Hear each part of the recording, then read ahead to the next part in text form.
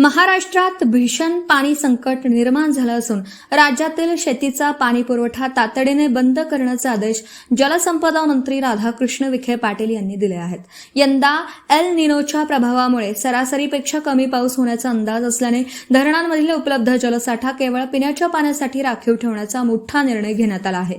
सध्या राज्यातील धरणांमध्ये फक्त 25% म्हणजेच 357.5 टीएमसी इतकाच उपयुक्त जलसाठा शिल्लक आहे, जो मागच्या वर्षाच्या तुलनेत अत्यंत चिंताजनक आहे। नाशिक विभागात 26% तर मराठवाड्यात 28% पाणी शिल्लक असून नाशिक, अहिल्यानगर आणि मराठवाड्यातील प्रमुख प्रकल्पांमध्ये सध्या समाधानकारक पाऊस झालेला नाही। पुणे आणि पिंपरी चिंचवड परिसरातील सुमारे 85 लाख नागरिकांना 31 ऑगस्ट 2026 पर्यंत पिण्याचे पाणी कमी पडू नये यासाठी विशेष कोटा राखीव ठेवण्यात येणार आहे।